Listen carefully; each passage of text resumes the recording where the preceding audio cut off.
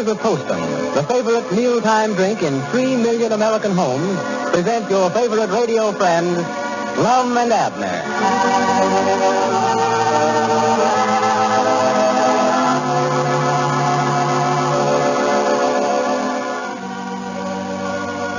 The makers of Postum welcome you to the opening night of a new series of Lum and Abner programs.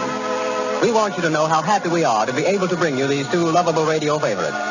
We know that during the years they have been on the air, Lum and Abner have earned a warm place in the hearts of thousands of listeners. That for many of you, they are not only real people, but real friends. And we hope that Lum and Abner's new series will bring you the same sincere enjoyment as their previous programs.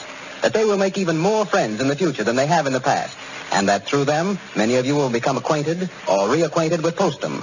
For just as Lum and Abner is a program the whole family can enjoy, so is Postum a drink the whole family can enjoy. So now we proudly say, Postum presents Lum and Abner.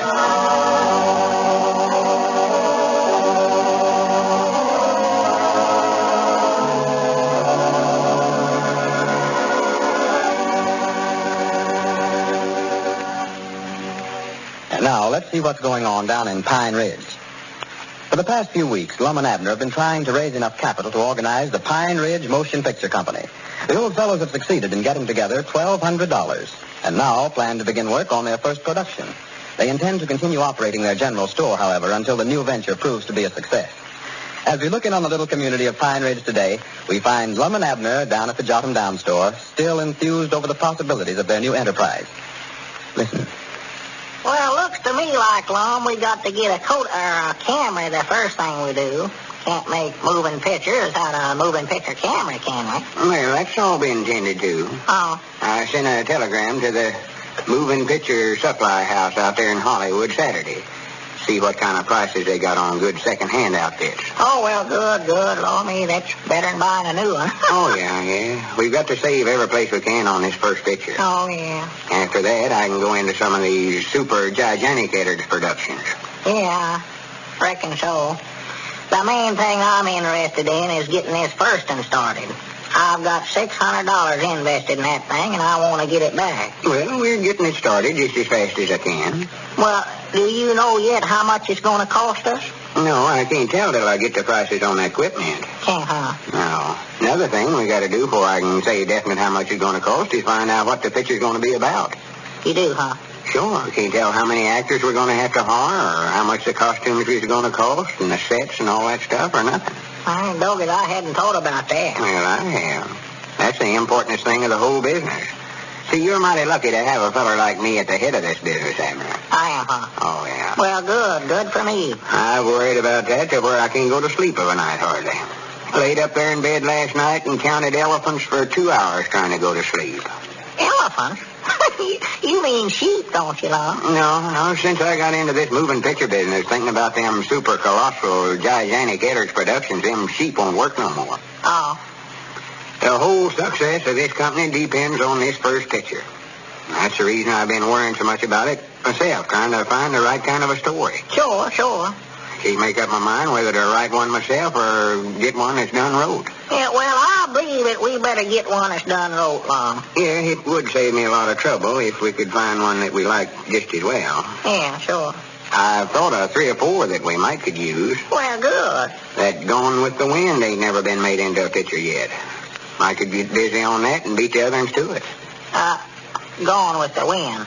Yeah, they don't seem to be able to find the right actors for it. Well? I've heard that's the only thing that's holding it up. Uh-huh. Well, I believe that Catherine Brogan could take that leading woman's part all right, that Scarlett O'Hara's. Of course, Red Butler, I've got somebody in mind for that already. Well, why don't we make it then? Get started if you think it's a good idea. Well, only thing, that book's that thick. It is. Yeah, take too much film to make it. That stuff runs into money before you know it. I believe we ought to keep this first picture as short as we can. Yeah, cheap as we can make it, so bad. That's the trouble with that Chicago fire. It's too long, too. Oh, well, they've done made that, Lum. I seen an advertisement in a paper about it. It's done made. Well, yeah, the Chicago fire. But we can make the Pine Ridge fire. Oh.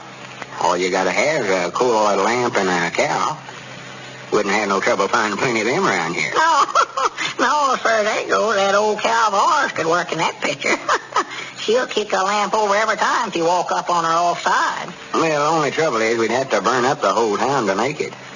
Best thing for us to do is just wait for 'em to have another fire, not start none. No, better not start none, no.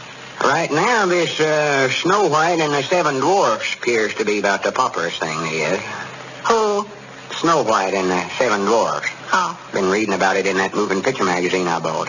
It's been a big help. I know that wasn't a waste of money. I'd get some good ideas out of it. Well, what did it say?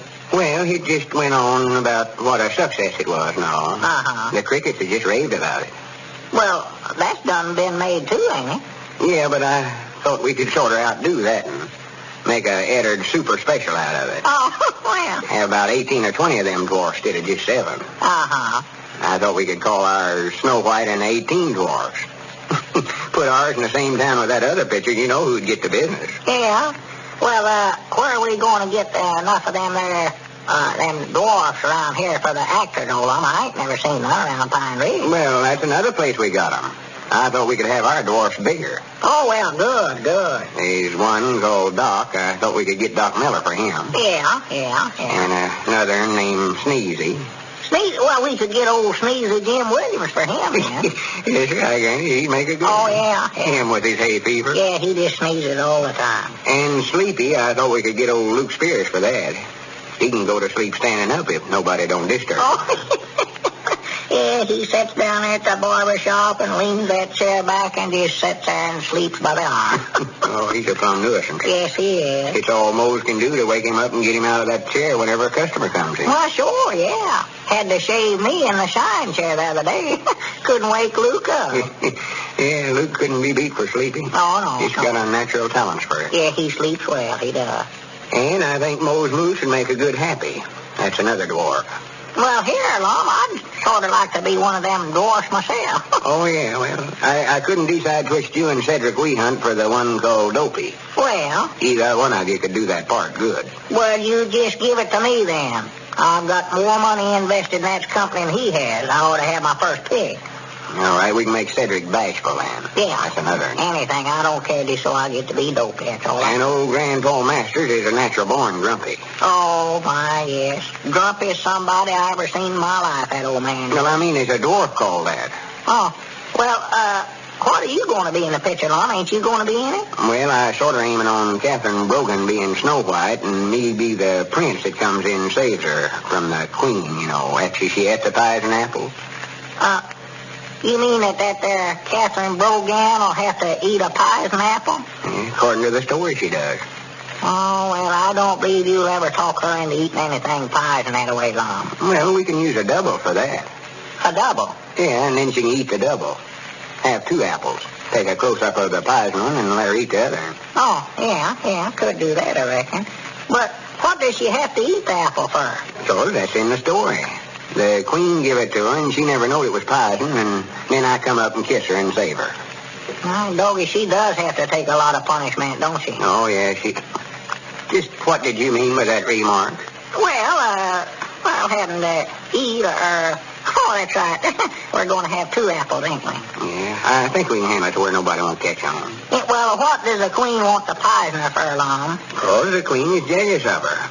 See, the queen has always been give up to be the prettiest woman in the land. Uh-huh. She's awful proud of herself over it. Well. Till one day she looked in the mirror and said, who is the fairest in the land? And the mirror said that Snow White was. Well, who said that?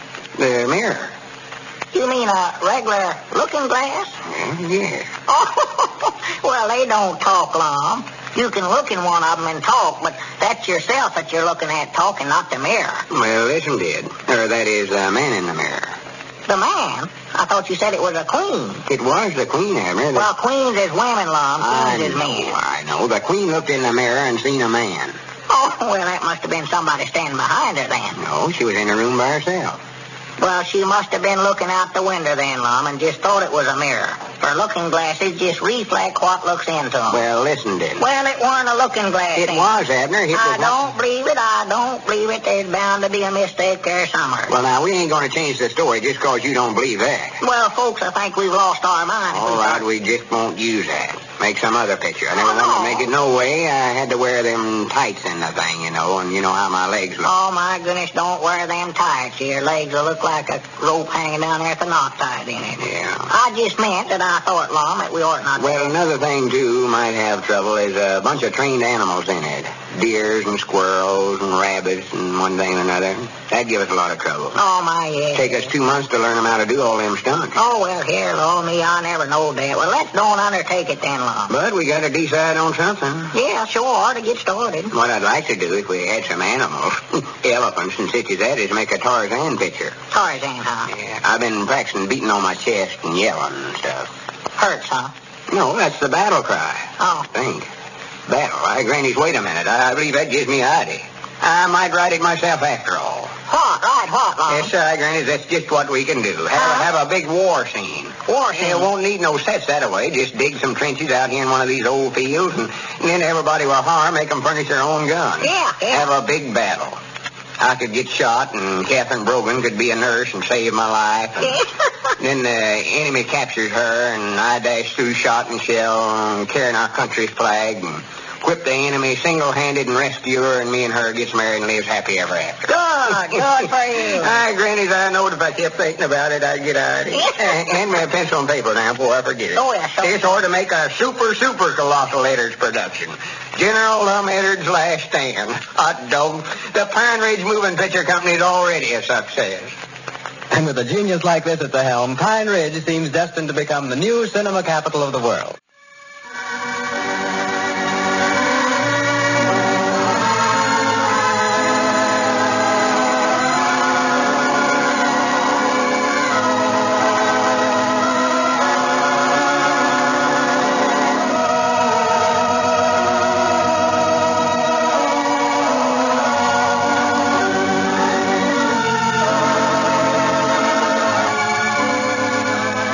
The makers of Postum, the favorite mealtime drink in 3 million American homes, present your favorite radio friends, Lum and Abner.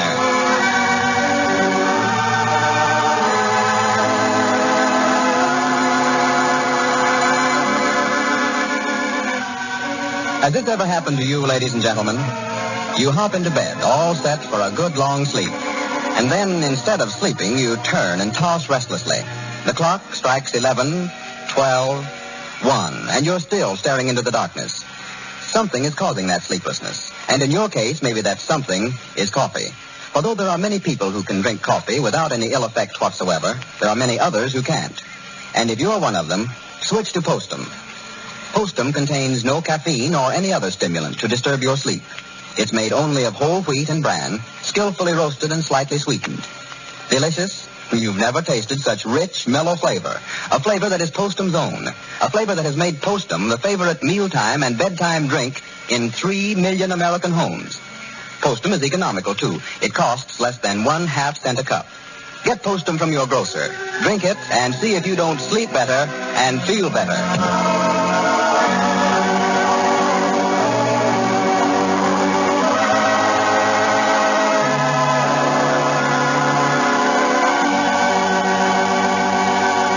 Now, let's see what's going on down at Pine Ridge. Lum and Abner are now busy making preparations for the first picture of the Pine Ridge Motion Picture Company. Lum is writing the story for the picture himself, and the old fellows plan to start production just as soon as they can locate a second-hand movie camera. As we look in on the little community today, we find Grandpappy Spears over at the Jot 'em Down store discussing the situation with Abner. Listen. Oh, I don't know, Grandpap. I'm getting sort of disgusted with the whole thing. Yeah. Oh, my, yes, Lum ain't hit a lick of work here in the store since we started this moving picture business. Well, he better stay with this store where he knows he can make a living. Sure. Trouble with Lum, his ideas don't fit him. They're way yonder too big for him. Oh, yes, sir, sure. He's talking about making a big war picture now.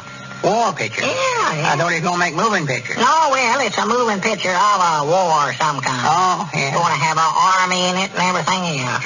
Well, where are you going to get all the actors or soldiers and all? I don't know. Don't reckon he's stopped to think about that yet. All he's thinking about is what a hero he's going to make out of himself. He's writing a story himself, you know. Lum writing a story? Yeah, he was in here this morning. Never known he ever wrote one. Well, he never wrote nothing. I had to sit here and listen to him tell me all about it. one place in there where he captured a whole army by himself. For the land's sake. It rides a big white horse. Well, fact is, that's where he's at now. Went out to see if he could buy one summers. Well, you ain't ready to start making a picture yet, are you? Of course not. Ain't even got the moving picture camera yet. But all he's thinking about so far is how he's going to look himself. Natural. And that Catherine Brogan. I think he's got her a queen of some country, and then he's going to marry her so he can be the king. Why, she ain't no queen. Well, she lives in at the county seat. He's writing that she is, though, in his story. Oh, in the Make story, out, oh. Yeah, make out like she is. Well, ain't you going to be in the picture at all?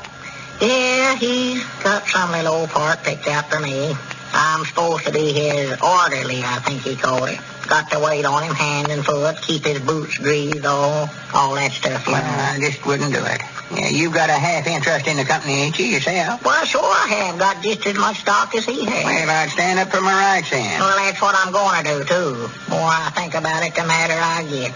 I ought to be a general, too, if he's going to be one. Why, of course you had. Why, you got... Well, Dick Huddleston. Huh? Here comes Dick Huddleston. Oh, yeah. Oh, me, I hope he ain't looking for a job acting, too.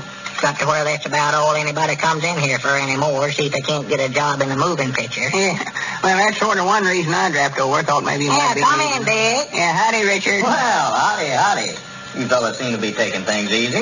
Yeah, just sitting here visiting. What's new, Richard? Oh, not much, Grandpap. Kind of quiet over at the store. Just told the wife to stay there and look after things. I want to see Lum. You wanting a job, too? A job? Yeah, in that moving picture. Oh, no, not me, Abner. That's what I want to talk to Lum about, though. You fellas are not serious about this moving picture business, are you, Abner? I reckon so. It's Mom's idea. I just sort of drug into it myself. Well, where are you going to get the money? Why, we cleared better than $1,200 out of that beauty contest we put on. And you better keep that money. That's what you better do. Well, that's what I tried to tell Lum, but he wouldn't listen to me. Says we'll make a fortune out of this. Why, you fellas can't make moving pictures here in Pine Ridge, Abner. In the first place, $1,200 wouldn't be a drop in the bucket. Wouldn't, huh? Why, of course not. And even if you did have the money, why, what do you fellas know about making pictures? Well, we was out there in Hollywood and seen them making them. Well, fact is, we was in one of them. Well, yeah, but you can't compete with Hollywood, Abner. Who would you sell it to after you got it made? Why? Well, I don't know. I ain't heard Lum say. Some moving picture show, I reckon. Be about the best place. And a fella in there at the Lyric Theater's in there at the county seat would more than likely buy one from you, Abner. Yeah, that's a good idea, Grandpap. Feller Gwaltney, so whatever his name is. And that way we could see it ourselves. Just make a deal where we could get in free. Yeah, see if you can get me in, too, Abner. Well, now, Abner, it's none of my business. Now, you do as you like. It's your money. But I'm telling you right now, if you spend that $1,200 trying to make a moving picture, well, you're going to lose every nickel of it. Well, don't talk to me about it. I was again it, too, but Lum's got his head set. Now, where is Lum? Out trying to find a white horse. White horse? Yeah, he's going to be a general in this picture he's aiming on making, and he's going to ride a big white horse and carry a flag and a sword and stuff. For goodness sakes. You don't know where I can find him, huh? Yeah, I was just thinking, Richard, he might be over about Snake Hogan's place. He's got a few head of horses over there now. Yeah, well, I'll see if I can locate him. I'd like to talk to him about this thing before he goes too far and talk him out of it if I can. Well, I wish you would, Dick. I'm disgusted with the whole business myself. Well, if I don't locate him, why, I'll drop back after a while, Abner. Yeah, all right, Dick. So long. So long. He never appeared to think much of the idea, did he? No, but he'll never talk Lum out of it, though, I'll tell him that. Even old Lum when he gets his head set. Oh, my, he's awful stubborn-headed. Yeah. If you around here one of these days, though, and make yourself a lot of money, though. Yeah, wait a minute, that's all right. Oh, wait, somebody else wanting a job acting, I reckon. Hello? Got him down, store. No, this is Abner. Lum ain't here. I don't know. Huh? Oh, yeah, he is. Uh-huh. Yeah, that's right. I forgot about you having one, Charlie. Having what, Abner? What you hold the phone, Charlie. White horse, he's got over. Oh. Be quiet, don't bother. Yeah. Well, I'll tell him when he comes in. See, I seen a white horse the other day, Summers. Uh-huh. correct where it was. All right, I'll tell him. Shoot Heath, I believe it was. Not at all, not at all. No, it weren't him. Goodbye. Charlie Reynolds said he heard Lum was looking for a white horse. I'd forgot about that in the hill. You mean that old swayback he drives that spring wagon? I reckon so. That's the only one I know of him having. Oh, well, he couldn't be fitting for moving pictures. That critter's 20-year-old if he's a day. No, but he's white, and that's what Lum said he's looking for. Horse feller might take and pad that swayback to where a saddle had kivered up. Wouldn't show sure. none. Fill that up with hay and then put a saddle and blanket over it and never tell he's sway back. I put a sack of feed on there for it. And make a good horse for a general. Get down there, sway back. The bullets never could get to him. You know, that's what Lum needs to if he's going to do much scrapping. Wait a minute. There he is now, ain't it? Where? Getting out of the car out there in front. Getting out of it. Oh, yeah, Lum. I thought you were still talking about the horse. Yeah, him and Cedric. Cedric's hanging around Lum trying to get a job. Well, Cedric ought to be pretty good in moving pictures. He always struck me as sort of a comical boy. Yeah. Trouble is, though, he don't aim to be comical. Starts putting on while he gets downright silly. I doubt it, man. Oh. Well, howdy, Lum. Dick Huddleston's just in here looking for you, Lum. Did you see him? No, never. Me and Cedric been out to Shade Abernathy's place to look at a horse. Well, Charlie Reynolds just now called up, said he'd sell you that in a hidden, but said it was such a pad it'd be just like parting with one of the family. Mm-hmm. And what do you want for him? They always say that about him. Well, he never said, just told me to tell you that he would sell him. Okay, make a note of that, Cedric. Just a moment. Just put down and see Charlie about horse. What was Dick wanting? Why, well, I'll just wait and let him tell you. He said he'd be back. Make a note of that, too, Cedric. Just a moment. Just hired Cedric this morning for my secretary and treasurer, or the secretary. Well, good for you, Cedric. I got a wire from that Kodak company, or camera company out there in Hollywood. Said they had a second-hand outfit they'd sell us for $300. So I wired back and told them to go ahead and ship it. Did, huh? I told them to send some film, about enough to make a whole moving picture with, told them. Oh, you done ordered it, huh? Oh, yeah. That's the only thing holding us up now. I might not got the story all finished. Yeah, I know. You tell me all about it here this morning. I never told Grandpap, though. Well, Abner told me about it, Lum. Yeah. Well, how does it sound? Well, all right, I reckon. I don't know nothing about them things, of course. Well, it's all just working out fine. Well, Dick says he don't think we're going to have enough money to make a moving picture with, Lum. He says he thinks you're crazy to try it, too. Yeah, they always say that. Always a bunch of doubting toms. Said Columbus was crazy whenever he started out to discover America, too. Said Edison was crazy when he invented the graphophone. Said whoever invented the telephone was crazy. They always say that. That's the best sign I've had yet that this is going to be a success. I hope everybody starts saying that about me. Well, they already have. Well, good. Who said that about me? Well, I've heard a lot of them. Going around talking about me to my back, huh? Well, I've heard them say it. You want me to make a note of that, Mr. Lum? No, Cedric, no. Granny, as I see right now, this bunch of ignoramuses around here ain't got no confidence in me. I'll show them. They've done said too much. I'll make this first picture the biggest thing they've ever had yet. Make the birth of a nation look like a two-reel comedy. Make a note, Cedric. Get me 100 elephants. Get me 200 camels. 1,000 men. Granny's make it 10,000. These doubting toms has woke up a genius. Well, Lum seems to be about the only one who has any confidence in his ability as a producer.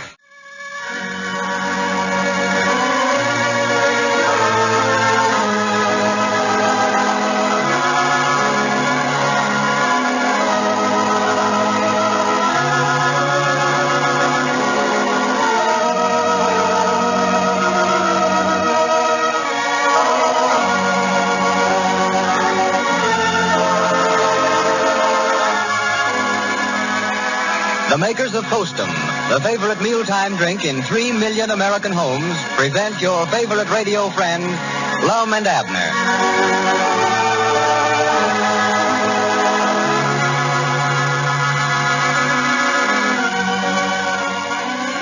For Pete's sake, do I have to wait for dinner again?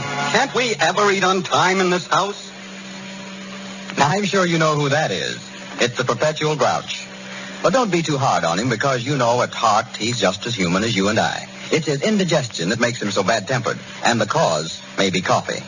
Although many people can drink coffee without ill effect, there are many others who cannot. If you suspect that the caffeine in coffee is affecting you, drink Postum instead of coffee. Postum contains no caffeine or other stimulant to upset your digestion. It's made of whole wheat and bran, skillfully roasted and slightly sweetened. Served steaming hot, Postum is the most delicious drink you ever tasted. It has a rich, full-bodied flavor all its own, a flavor that has made Postum the favorite mealtime drink of 3 million American families. And it's economical, too. It costs less than 1/2 cent a cup. Get Postum from your grocer tomorrow. Drink it at every meal and see if your digestion isn't better, if you don't feel better all over.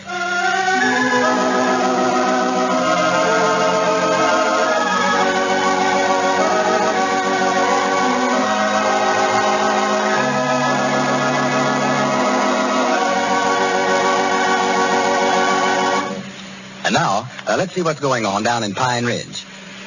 Well, Lum has practically forsaken the Jot 'em Down store to devote his time and energy to the Pine Ridge Motion Picture Company. He hopes by producing his own picture to attain the success he had hoped for in Hollywood. As head of the new enterprise, the old fellow is now busy making all arrangements to start production as soon as their camera arrives. As we look in on the little community today, we find Grandpappy Spears over at the Jot 'em Down store talking with Abner. Listen. Yeah, well, whereabouts is Lum at now? Why, he left here a while ago, Grandpap, to go out and sign up some actors. That Camry will be here tomorrow. I got an invoice on it this morning. Yeah, and he's going to have to sign up the whole town if he gets enough fellers out there to make it look like a war. Oh, well, he's done changed his mind now. It ain't going to be no war picture. He was talking here the other day about getting some camels and elephants and one thing and another, and then found out how much it'd cost, and he gave up the idea. Well, what's he signing up the actors for then? Oh, he's going to make another kind of a picture now. A love story, I believe he called it. Well, He's going to be the hero in it and have Hortense Brogan. He's going to save her life. I always want to call her Catherine. I'll swan that Lum can figure out more ways to save that girl. Well, what's he got to save her for? Why, to make a hero out of himself. That's all he can think about. He was going to have her drowned in and then jump in and save her, but he happened to think that he couldn't swim, so he scratched that out, and now he's trying to think of something else. Well, he better be careful. He's liable to get himself hurt. Oh, sure. That's right. I don't know what's got into Lum here lately. He just ain't himself hardly. I know it. He just went hog wild on the subject of moving pictures. Just to be honest, I think he's going Hollywood. Or going Pine Ridge, I reckon you'd call it now, that we're making pictures, too. Well, I think somebody ought to just sit down and talk to Lum. Well, try and sit down and talk to him. He can't sit still long enough to eat, hardly. Nervous as a rabbit's nose. Well, I reckon it is a lot of bother trying to make all arrangements to get started and all. Oh, well, sure. Most of us put on, though. He's heard how busy all them big directors out there in Hollywood is, and he thinks that he ought to be that way, too. Well, he's going to lose all his friends if he ain't careful, or have a nervous breakdown one. Well, I don't think he's going to lose no friends over at Grandpap. Most everybody around here understands Lum, or ought to by this time anyway. Yeah. He means well, but he just gets too enthusiastic over things. Yes, sir. Lum Eaters is a funny feller. Ain't another like him nowhere. No, not nary nothing, no. Honest, just as honest as the day is long. Got a lot of sense till he gets some wild idea in his head. Mind out, Grandpap. What's the matter? Look there. Cedric, we haven't been over here here. Howdy, Grandpap. No, he ain't, Lum. Ain't been in. Grannies, I wish that boy'd get located someplace and stay there.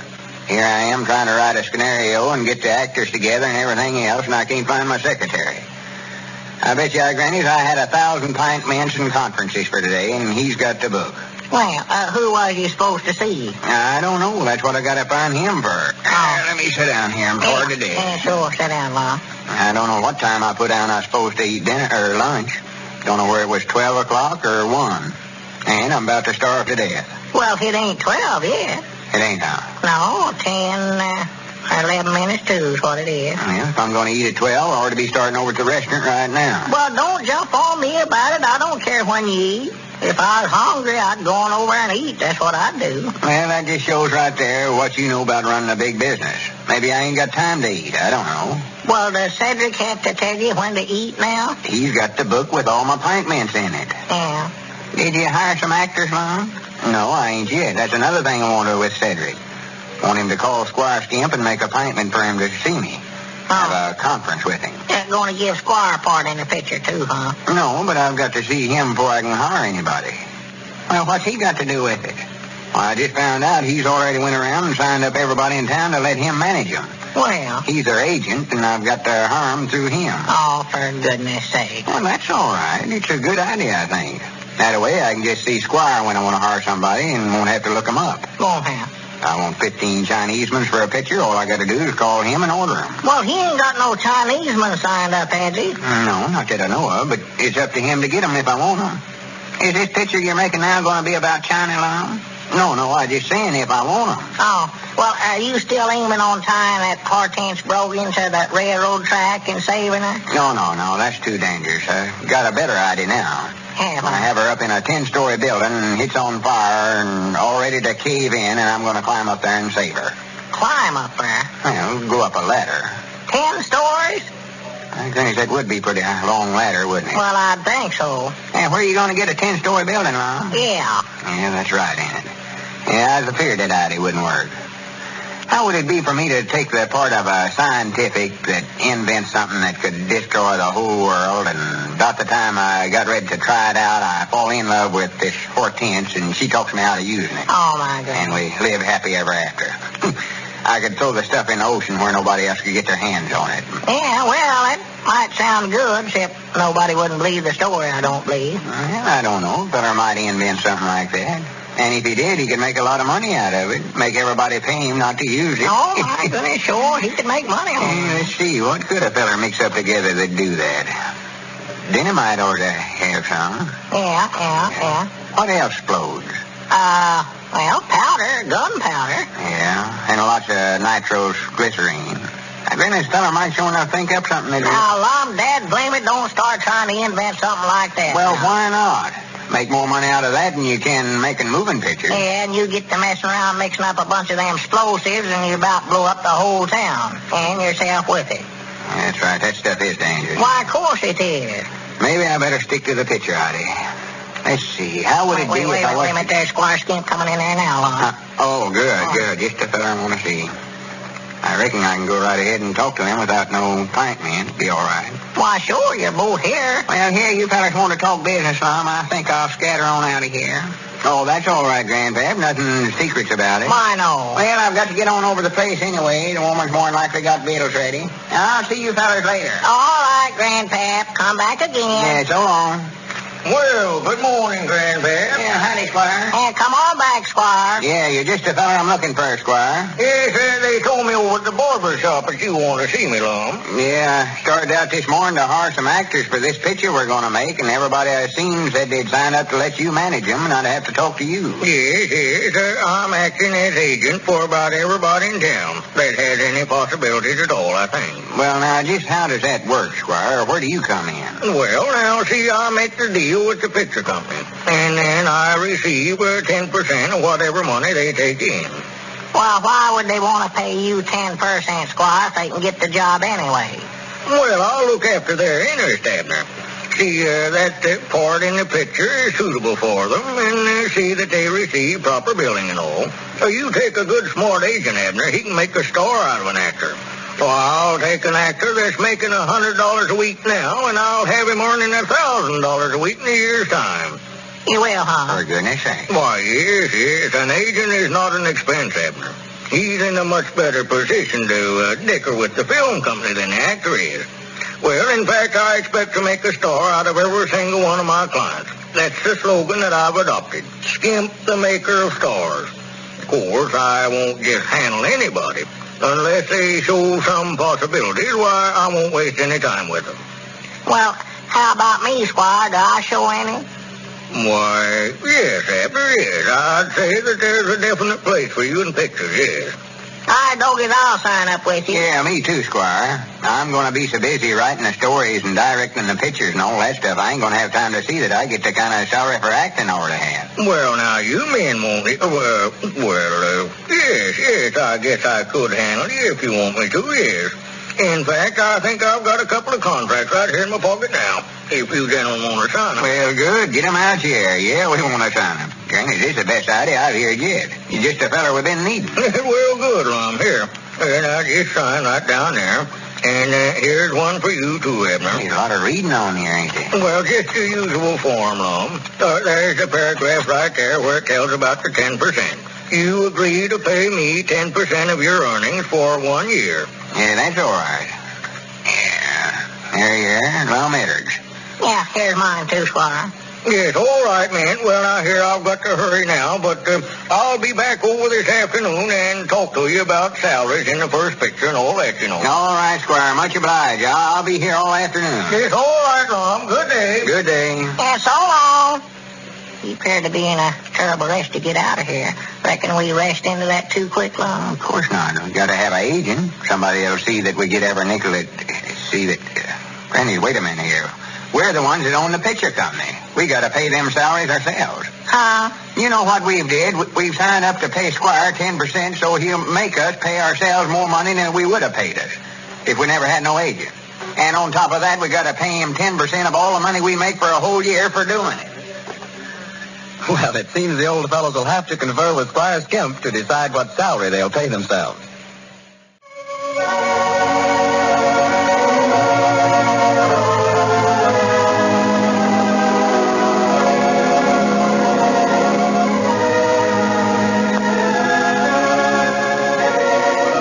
The makers of Postum, the favorite mealtime drink in 3 million American homes, present your favorite radio friends, Lum and Abner.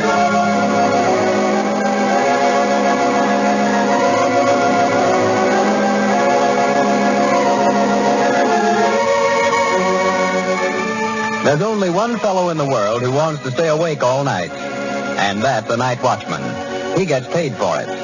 But the rest of us like to hop into bed and get a good, long, restful sleep. And when we lie there staring into the dark, turning and tossing restlessly, we know that something is wrong, and that something may be coffee. For although many people can drink coffee without any ill effects, many others should never drink it. If you are one of these, switch to Postum. Postum contains no caffeine or other stimulant that might disturb your sleep. It's simply whole wheat and bran, skillfully roasted and slightly sweetened. You'll love Postum, too, with its steaming, tempting aroma and its rich, delicious flavor, mellow and satisfying, a flavor that is Postum's own, that has made Postum the favorite mealtime drink of 3 million American families. Postum is easy to make and economical, too. It costs less than 1/2 cent a cup. If coffee has been keeping you awake, get Postum tomorrow and see if you don't sleep better and feel better.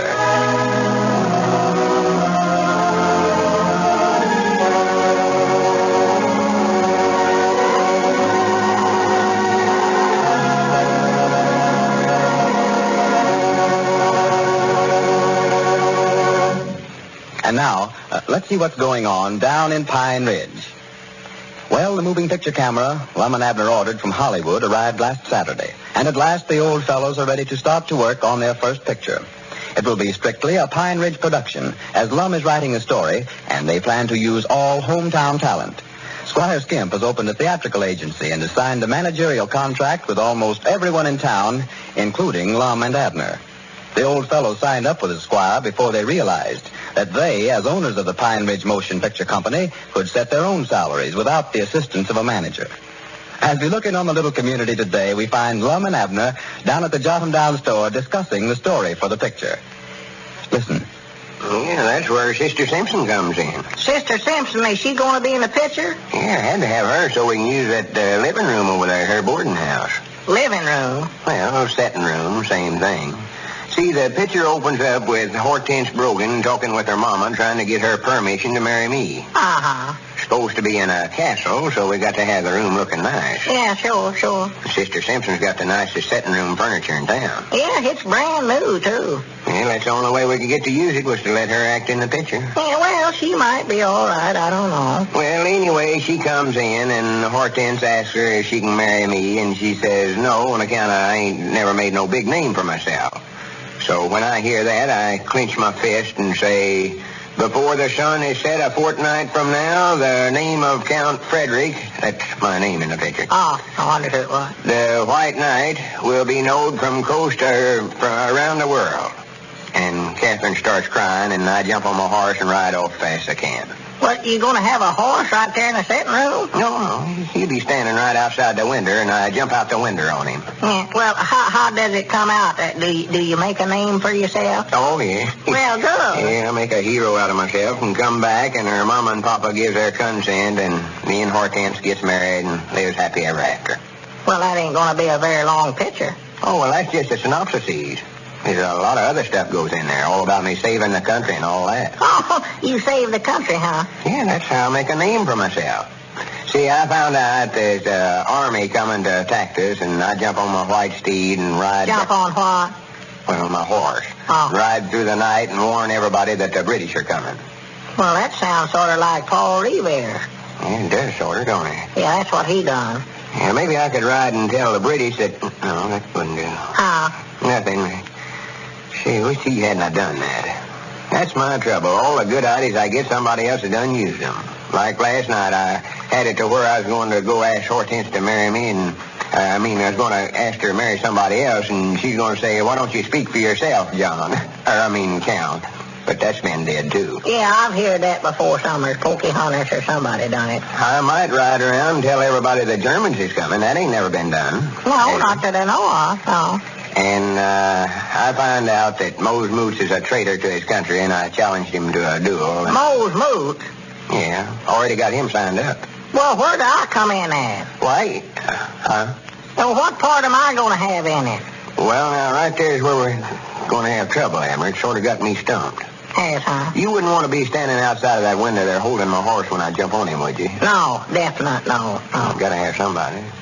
I sort of figured you wouldn't like that, but I can't find no other place for you. Well, how about me taking Moses' part? I can fight a duel as good as he can. Well, only trouble with that is, see, I'm getting a lodge uniforms for Mose. Yeah. He's head of the lodge now, and that's a deal I made with him. We get to use all them robes and swords and fancy costumes for nothing. Oh. And then I got dibs on that with the white fur on the collar, too. That purple one. Yeah, I've seen him wear it, yeah. Ezra Seastrunk used to wear it. Yeah. See, that way, with all them robes and crowns down there, we can have kings and queens and princes and everything else. Well, why don't you make me one of them kings, then, Lum? Well, there ain't but one. And Squire Skimp's going to be that one. Wished I'd known you'd wanted it, though. I had to insist on him taking the part. Well, I'll be dead blamed. Of course, Squire can say big words a heap better than you can. Might make you a vice king or something like that. They don't never say nothing. They don't, like huh? Vice presidents. Uh-huh. Oh, you'll be in there, don't worry. Well, good. As long as I'm putting money in this thing, well, I want to be sure to be in the picture. Oh, yeah. You got to give these parts to whoever they fit, though.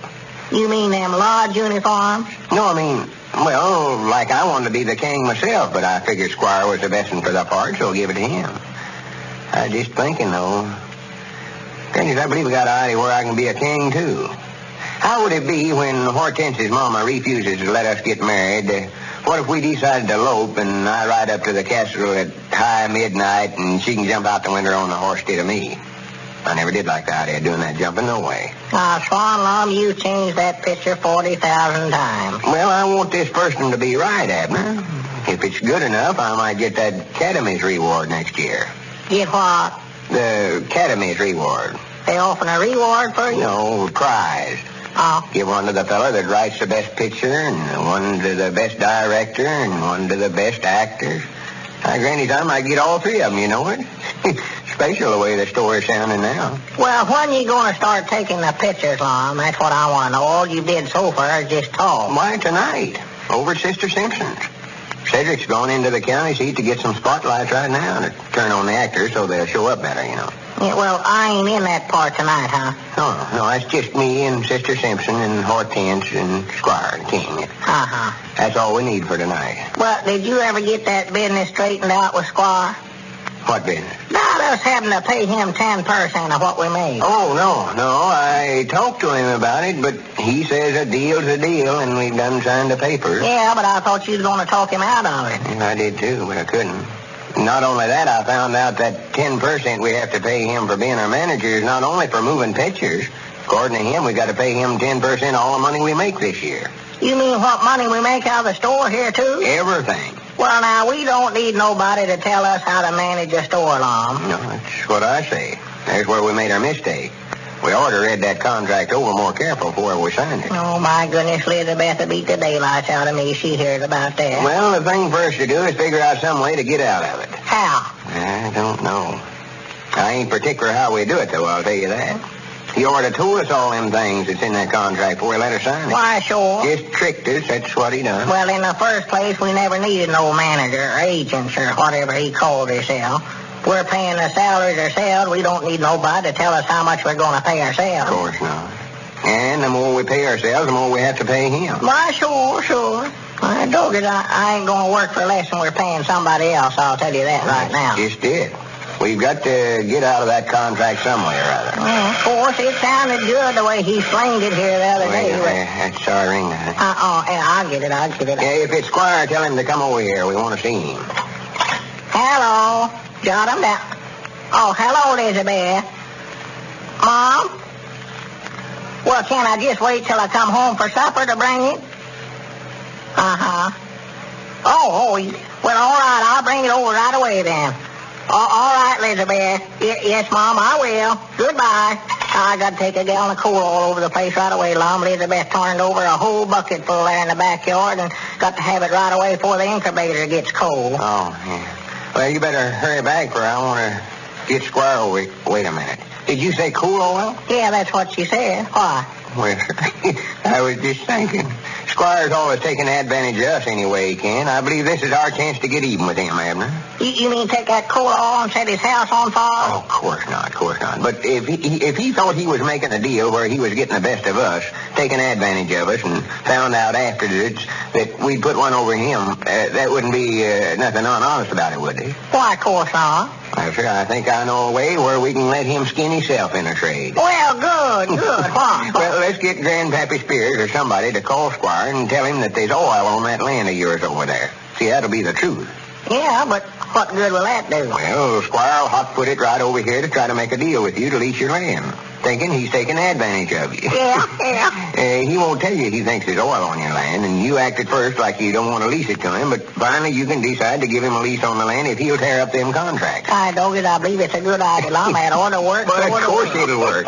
I'll call him up myself and tell him I hear there's oil on your land. Yeah, you do it. You're good. And Then I'll leave before he gets over Yeah, there. that's the time. I will fix him this time. I think it is. Oh, man. I'll get them contracts back if it's a hello? Squire? This is Lum and Abner. Oh, pretty good, I reckon. I just wanted to get some information from you, Squire. Is oil land worth anything now? Yeah. Well, I'd rather not say. I just found out where there's some land here in town that's got some oil on it. Yeah, whole gallon. Well, don't say nothing about it, but it's that land of Abner's over there. Out by the chicken house. Yeah, right there in his yard. Well, all right. Well, that sounds fair to me. Well, I don't know a whole lot about the oil business. Why, he's over at the store right now. All right, Squire. All right, it's a deal. You get the lease on the land, and I get a half interest in it. All right, much obliged. Yeah, better see him right away before the news gets spread around. All right, Squire. Goodbye. Said he'd be right over. He did, huh? Yes, sir. I'll get on out of here. Granny, it's just like that old lettered saying of mine. Give a feller enough rope and he'll hang himself. Well, it looks as though the old fellows may beat Squire at his own game.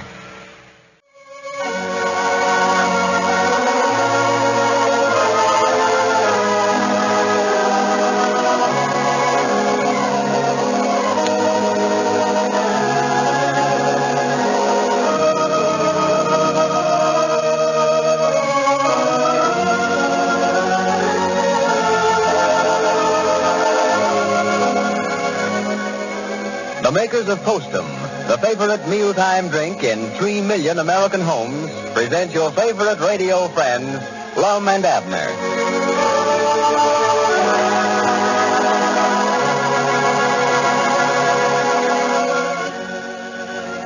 What price do you pay for a cup of coffee?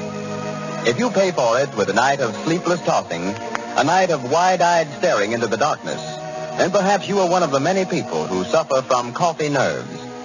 For while it's true that a great many people can drink coffee without ill effects, many others should never touch it. And if coffee keeps you awake, then you should switch to Postum.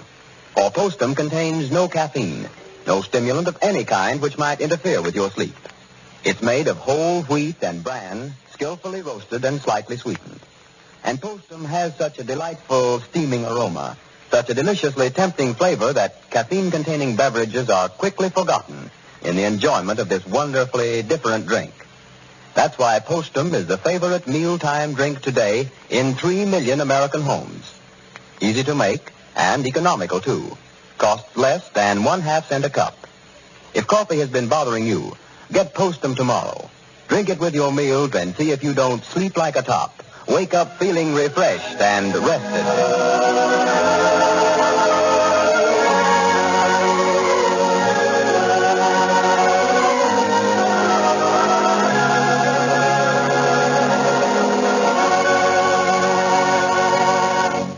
Now, let's see what's going on down in Pine Ridge. Last Monday, Lum and Abner traded Squire Skimp the oil rights on Abner's property for a release from the managerial contract they signed with him last week.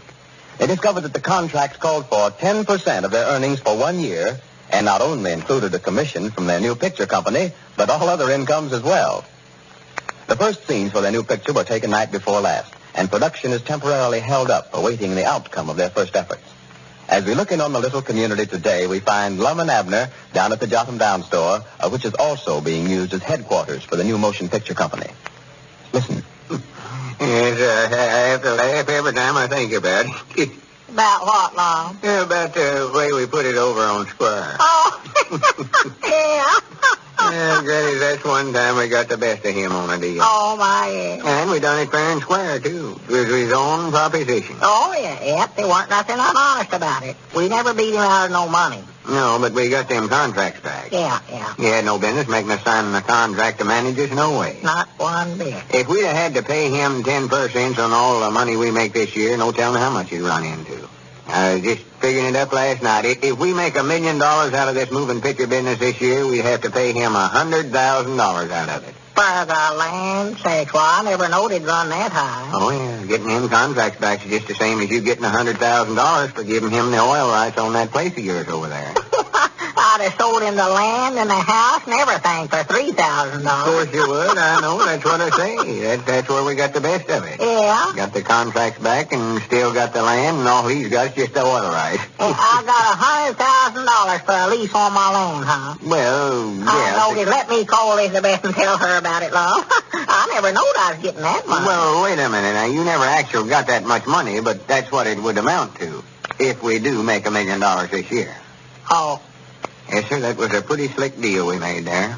Yeah, if he don't ruin the place drilling an oil well right there in the side yard. No, he'll find out there ain't no oil there. Don't worry. He won't spoil your drinking water. Well, you told him there was oil there along. He'll more likely be drilling first. I just told him I heard there was oil on the land of yours. And I did. I heard you say Elizabeth spilled a gallon of coal oil out there in the backyard. I was telling the truth. Yeah, sure. He thought he was taking advantage of you, or he never would have come over here and tried to deal you out of it. Wouldn't, huh? Thought you never noted. That's sort of like playing checkers when you let the other feller jump one of your men so you can take about 3 of his. Did you beat him at checkers, too? No, of course not. I ain't played checkers with Squire. Well, how did you jump 3 of his men, then? I say this deal we made was sort of like playing checkers. I let him jump you and get the oil land so as we could get back both of them contracts. He never jumped me. Not actual jumped you, Abner. Well, in a way, he did, too. In a way, he did. Well, we let him take you to get them contracts.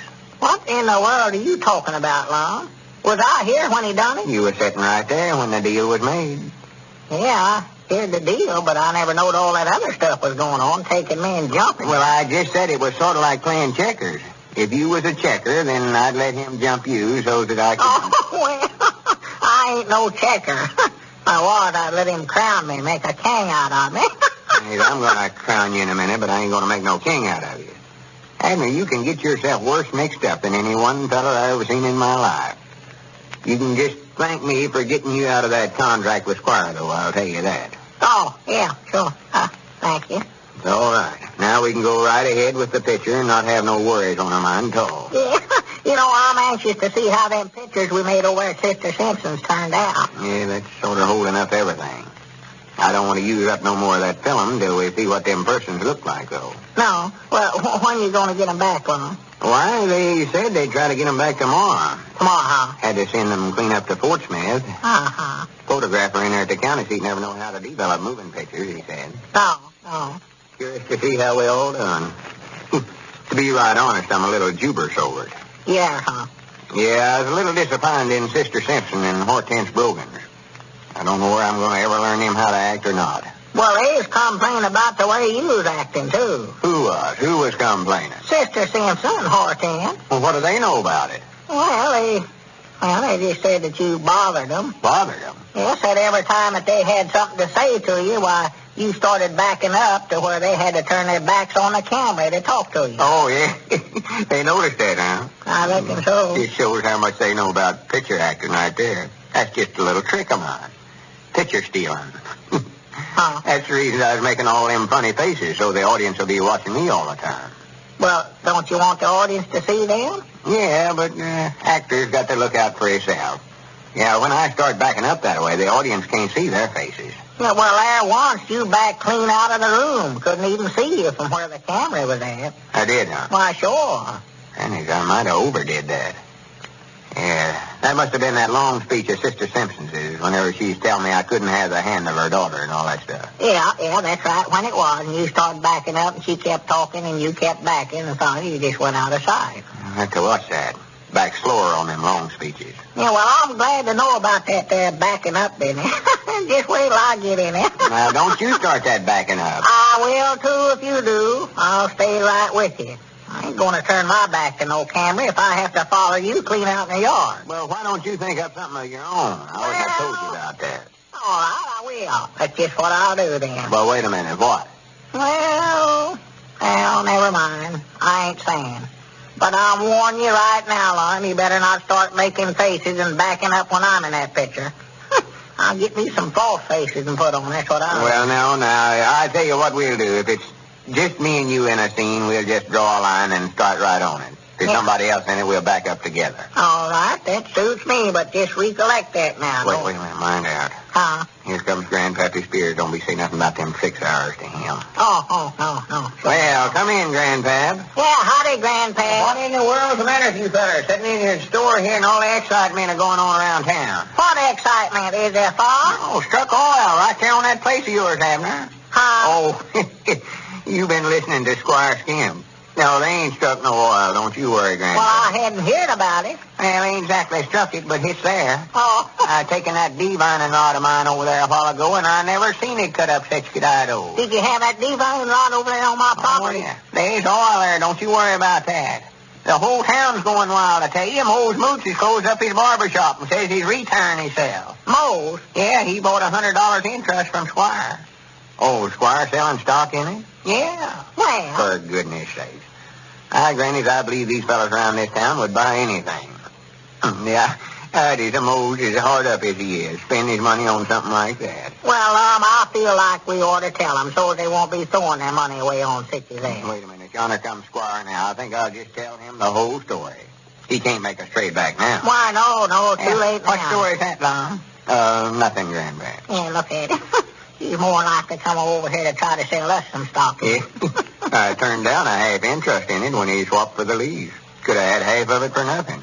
You say that divining rod cut up a little, Grandpa? Oh, it might not have jumped out of my hand. Well? Watch old Squire try to pan some of that stock off for us. Come in, Squire. Well, good afternoon, gentlemen. Good afternoon. How are my old friends today? Oh, first rate, I reckon. How's yourself, Squire? Oh, well, naturally, I'm feeling fine, Lum. The happiest day of my life.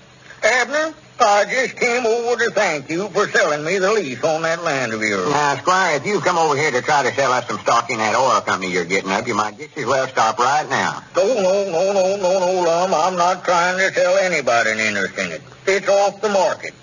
I only wish now that I hadn't sold what little I did. I wish I could get it back. There's no use to just give money away. What do you mean, Squire? Well, there's no use to sell stock in something that you know is a cinch, Lum. No. But, of course, at the time I sold it, I didn't know what I do now. Or, naturally, I wouldn't have sold it. No, Lum, I have nothing for sale, not one thing.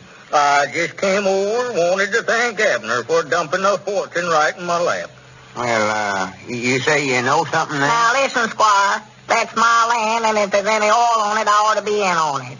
Abner, a lease is a lease. I don't care, Dad, blame it. That's my land. I'll take it to court before I'll stand Who back. was it told you about there being oil on that land in the first place? Granny's, I called you up myself and told you. I don't want you to give me nothing now, Squire, but I know that you're going to have to sell me an interest in it. Yes, sir. Granny's, we'll fight you to the high court. Well, now, wait a minute now. Just a minute, men. Let's don't get excited now.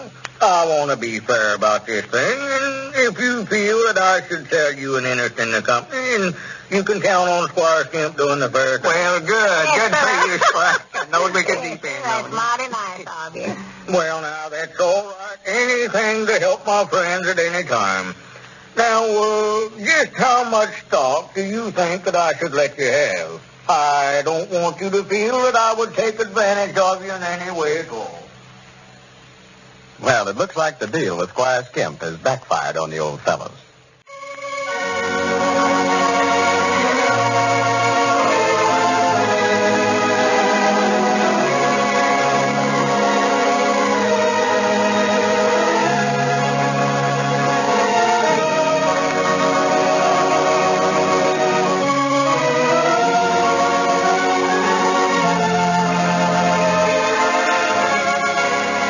The makers of Postum, the favorite mealtime drink in 3 million American homes, presents your favorite radio friend, Lum and Abner.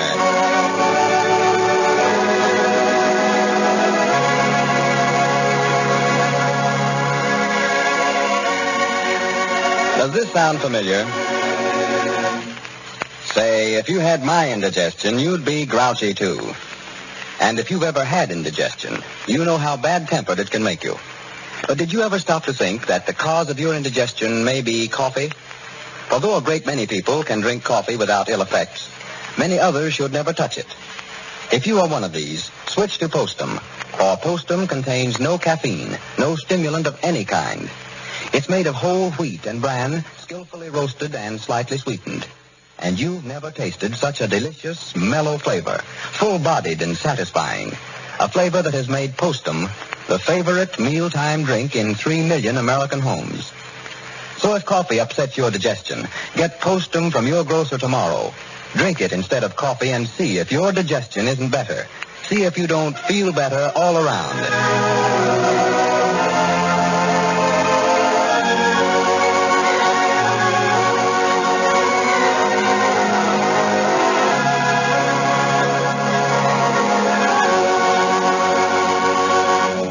And now let's see what's going on down in Pine Ridge. Production on the first picture of the Pine Ridge Motion Picture Company is being temporarily postponed until the scenes already taken have been developed and shown. In the meantime, Squire Skimp has leased the oil rights on Abner's property, and excitement is running high as to the possibilities of striking oil in Pine Ridge. Even Lum and Abner have purchased an interest in the well. As we look in on the little community today, Lum has gone to the county seat, and we find Abner alone at the Jot 'em Down store. Cedric Wehunt is just entering. Listen. Oh, anybody here? Huh? Oh, howdy, Mr. Abner. Never seen you. What you doing, hiding? Oh, no, I just straightened out under the counter here, Cedric. I just run onto a whole case of tomatoes I never knowed we had. Been telling everybody we was out of them for 2 weeks. Whereabouts is Mr. Lum at? He went into the county seat this morning. Anything I can do for you? Oh, no, Mom, I reckon not. I just wanted to find out if we was going to take any moving pictures today. Well, no, not today, I guess, Cedric. We got them films back, that first batch of pictures we taken, and never had no machine to show 'em with, so Lum made arrangements with the picture show man in there at the county seat to show 'em in there on his outfit this morning before the show starts. Yes, Mom. Wish I'd have known it. I'd love to went in with him.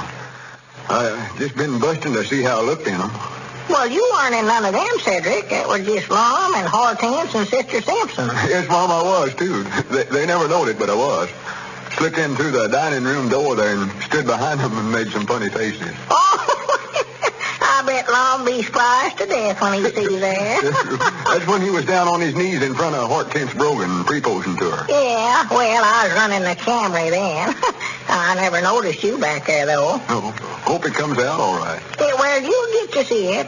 I think he's aiming on renting a machine of some kind while he's in there today, and he's going to have a premiere, I believe he called it, over at his house tonight of what we've took so far. 200 feet, I think it is. Oh, good. I'll sure be there. Well, if we ain't going to work today, I think I'll go over and help Snake Hogan butcher. Told him I would if I never had to act, you know. Wait a minute, Cedric. I believe that's all right. Might be somebody wanting something delivered. If it is, I'd love to get you to take it over there to him for me. Yes, Mama, I'll take you. Oh, me. Hello, jot 'em down, store. Huh? Oh, hello, Elizabeth. She's woman. Well, honey, I can't leave the store now. Lum ain't here. What's the matter? Uh-huh. Well, I can't make them stop. I told you I'd give Squire a lease on the land over there. There, huh? Well, yeah, you can stop them from tromping down your flower beds, but we can't keep them from building one of them aisle derricks there if they want to. Cedric, get your hand out of that candy. Oh, I'm just sampling some of this new kind you got here. See if it's in your count. What's that, Elizabeth? Be quiet, Cedric. Well, honey, there ain't nothing we can do about it, though. Oh, it ain't nothing to hurt you. Why, no. I never heard of one of them exploding. Well, quick as Lum gets back, I'll come on over there. All right, honey. Yes, Elizabeth, yes. All right. Uh-huh. Yes, Mom. All right, honey, all right. Goodbye. Swan, I do believe that woman of mine gets nervouser and high-stronger every day. She's scared to death because they're aiming on drilling an owl well there in the side yard. Well, I don't much blame her, Mr. Abner. I'm sort of scared of them things myself. Oh, well, it ain't nothing to be scared of. I know what's caused it. It's every bit Pearl's fault. Pearl's fault? Yeah, she's talked her mama into it, I know. She read in one of them school books of hern that there's a far in the middle of the world, and they're feared that they'll drill into it over there. That's what's the matter. Far in the middle of the world? Yeah, that's what she says. Says that's what causes these here volcanoes, that larvae or whatever it is that runs out of them. Says it's just melted rock, so it is. Elizabeth feared we'll have one right there in the yard. Well, I don't blame her for being scared of them, then. I never knowed that myself. Oh, well, I don't put no dependence in such talk as that. That's what an educator'll do for a young'un. Put a bunch of nonsense in their head that'll just worm to death. Them rocks get plumb melted, huh? Yeah, according to her they do. It'll spout out of there just like a spring of water if they was to hit it, she said. I do know. Well, I wouldn't let them build no oil well over there then if I was you. Well, I can't help it, Cedric. That's just what I told Elizabeth. Squire's got a lease on the ground. And besides, me and Lum bought an interest in it. I want them to get some oil over there if they can. Yeah, but what if they hit one of them volcanoes and them things ain't worth nothing, are they? Well, no, not that I know of. Like I say, I don't put no dependence in that stuff. But far being down there in the middle of the world, no way. How do they know it is? Nobody ain't never been down there, have they? I don't know, but I ain't going to try it. I know that. Yeah, somebody just wanting something to write about. Sounds like one of Lum's ideas. Well, sir, the world's an awful curious thing when a fellow just sits down just studying about it, ain't it? Yes, it is, yes. There's some things I just don't understand about it. For instance, now, what holds it up? Mom? According to the geographers, and what old folks said, it's just sitting right out there in the sky. Ain't nothing holding it up. Bound to be something holding it. No, not according to what they say it ain't, Cedric. Well, Frank Foster's got a calendar over there at the film station showing some man holding it up.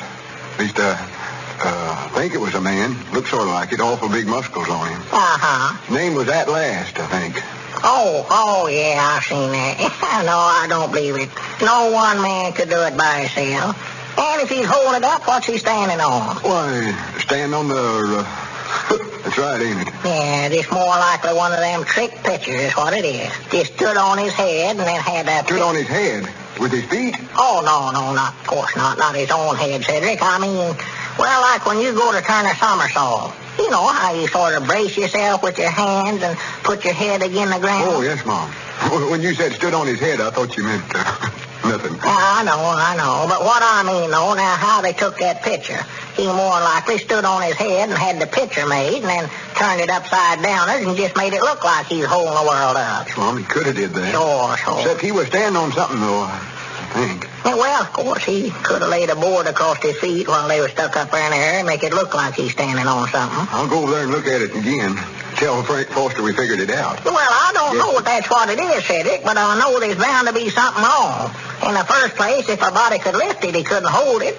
Pearl says it's a-turning all the time. Fella couldn't hold it in his hand. It's a-turning that way. The world's turning, you say? Oh, yeah, that's give up to be so. That's what makes night and day, Cedric. Turning that way, huh? Yeah, I've had it explained to me time and again. I used to argue that the world was flat till Professor Webster boarded at our place when he was teaching school here a few years ago. I recollect him. Well, sir, now there's a fella that had more book learning than there one man I ever seen, and had lots of good sense left along with it.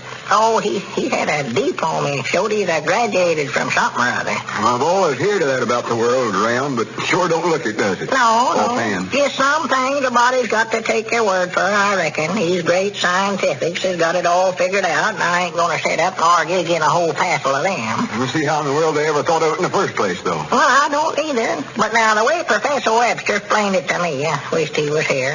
Anyway, hand me one of them apples out of the barrel there, Cedric. Oh, can I have one, too? I ain't going to eat it. I just want to show you how the world works. Works. Now, see, it's a setting right here, say. Of course, ain't nothing holding it up, actual, but just make out like my hand ain't there. And now the sun's right about here. Hold another apple right there. Stand still, see, and then the world moves around it, sort of like this. Now, that's what makes the summer and the wintertime. Gets down here like it's cold. Well, how does it make it night and day, though? Oh, well, I forgot. See, it's turning all the time around this way. And, well, we say right here. Now, it's turned towards the sun here, but tonight we'll be down underneath here. And the sun can't shine on us because we're clean on the other side of the world. Well, how do we stay on there, though? Stay on where? Well, looks like if we're hanging on down there, we'd fall also. Well, it does, but either a magnet or something in the middle of the world, I reckon, hold us on there. I wish Professor Webster was here. Yonder comes Mr. Lum back already. Oh, well, good. We'll get him to explain to you about how it all works, Cedric. He knows good. Yes, Mama, I want to find out about that. I don't want to fall off something. I ain't trying. Ain't no danger there. Got myself in bed. I don't reckon you, dogged. I never had thought about that. Well, howdy, Mr. Lum. Come in, Lum. How was the picture? Don't talk to me about that picture. What's the matter? Didn't you see it? Yeah, I seen it. My grannies, it just looks like if it ain't 6 of one thing, it's a whole dozen of something else. It's the worst thing I ever seen. What, didn't your voice sound right or nothing? Sound right? That's the trouble. That outfit out there in Hollywood sold us a silent movie camera. I never knowed it till I seen them films a while ago. Well, I'll be dead blamed. I know as you was right, Cedric. This is a curious world, ain't it? Well, we imagine the old fellows will have a little trouble selling silent pictures these days.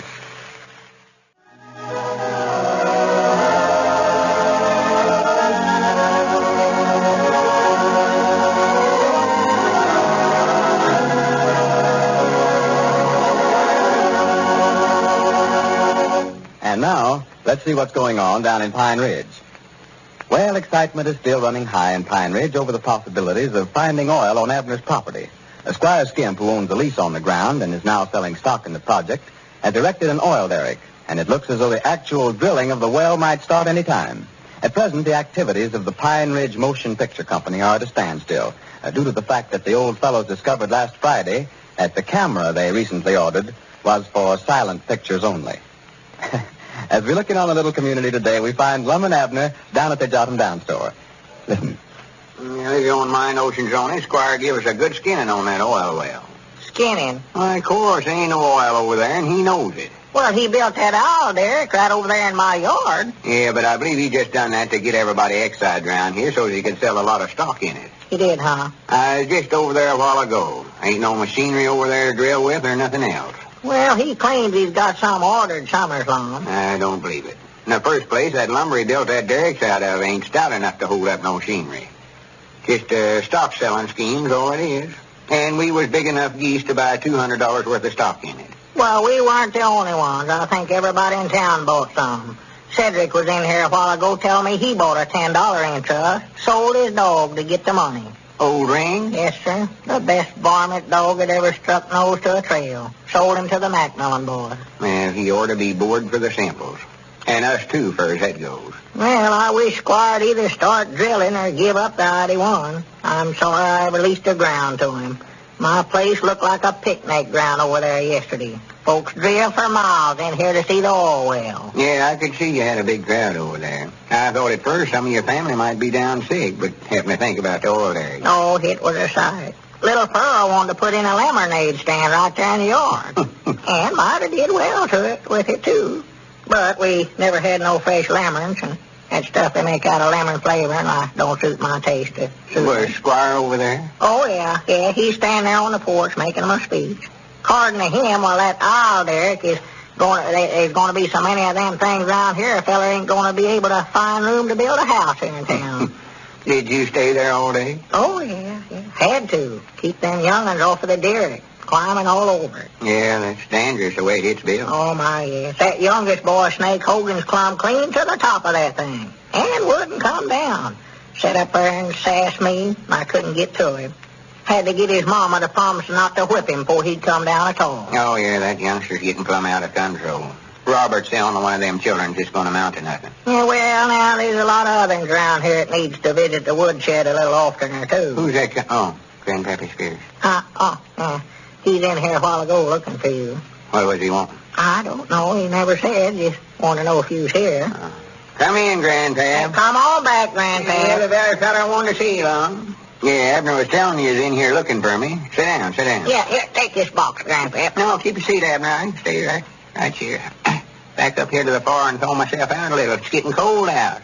Yes, it is. Awful nippy. Yeah, blackberry winter set in, I do believe. The way that sun was out yesterday, why, I thought the cold weather was over. You say you wanted to see me, Grandpap? Was it something private?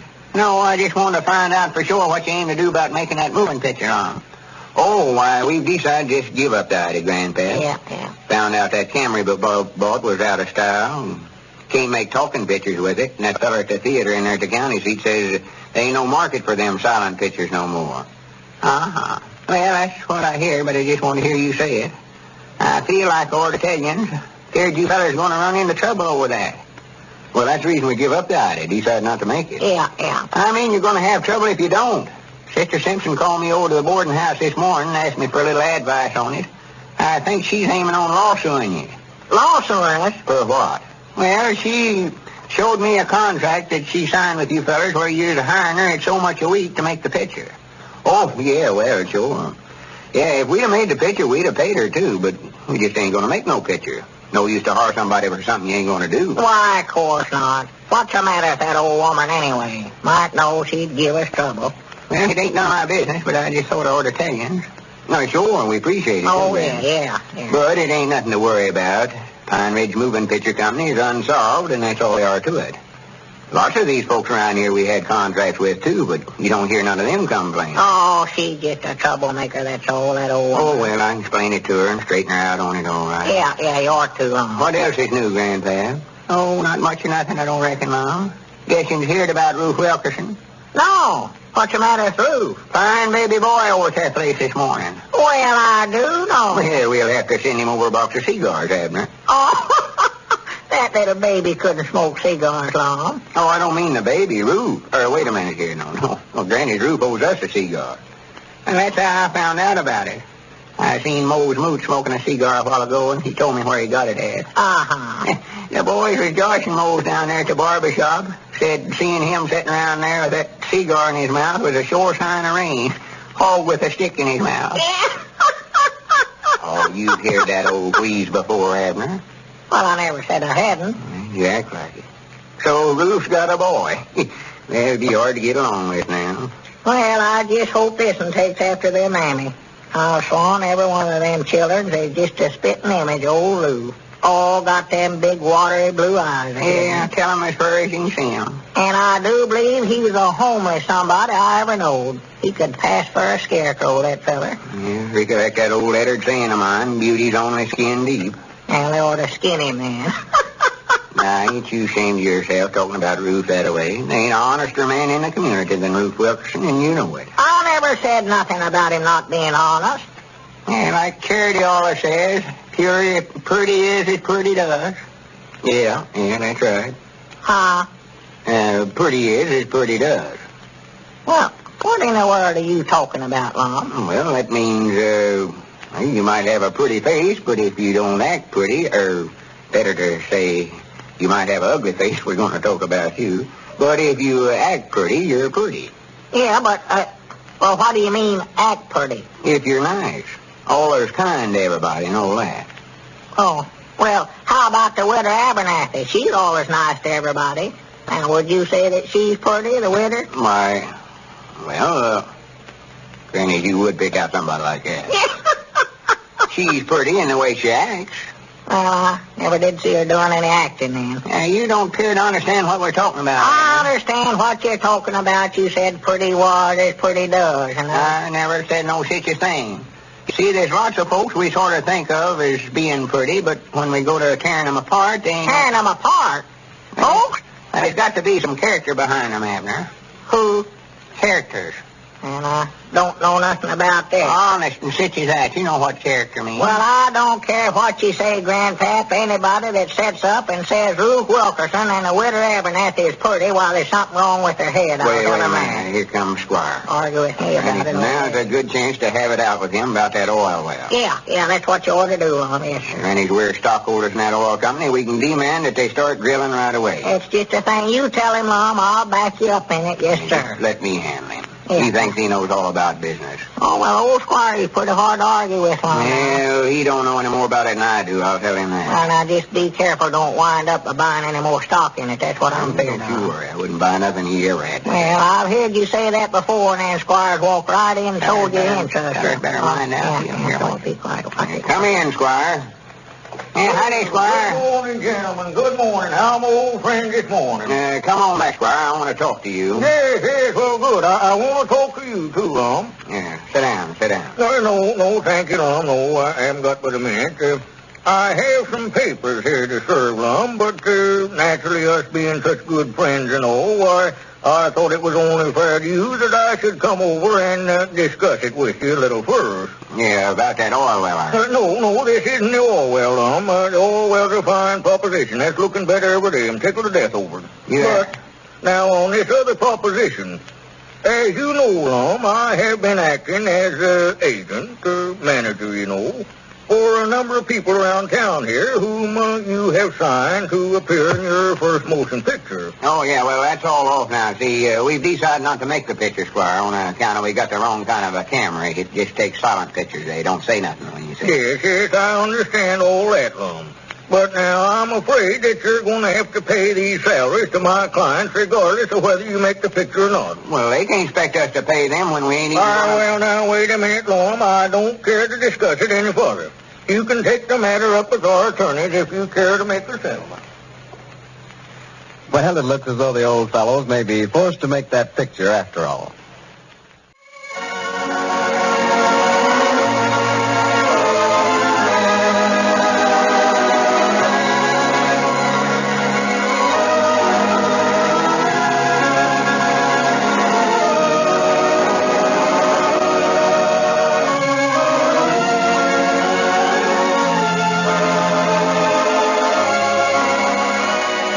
The makers of Postum, the favorite mealtime drink in 3 million American homes, present your favorite radio friends, Lum and Abner.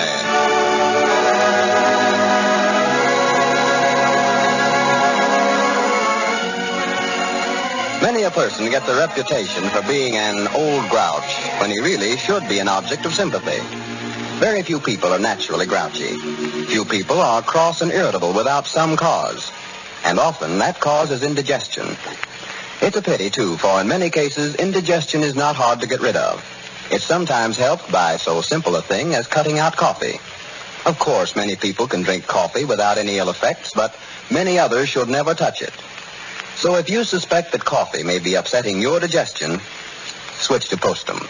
For Postum contains no caffeine, no stimulant of any kind. It's made of whole wheat and bran, skillfully roasted and slightly sweetened. And you've never tasted such a delicious, mellow flavor, full-bodied and satisfying. A flavor so delightful that caffeine-containing beverages are quickly forgotten. Postum is easy to make, and it's economical, too. It costs less than 1/2 cent a cup. So if coffee upsets your digestion, get Postum from your grocer tomorrow. Drink it with your meals instead of coffee. The change may prove a big help.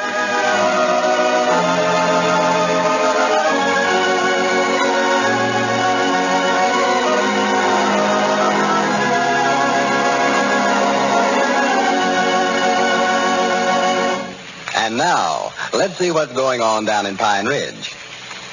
Well, Lum and Abner have certainly been having their worries with the Pine Ridge Motion Picture Company. The old fellows discovered that the camera they recently purchased was for making silent pictures only, and had decided to give up the idea of making a picture.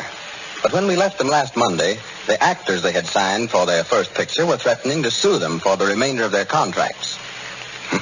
As we look in on the little community today, we find Dick Huddleston over at the Jotham Down store talking with Abner. Listen. Well, I thought you fellas had decided to give up the idea of making a moving picture here in Pine Ridge, Abner, after you found out that camera you bought was for making silent pictures.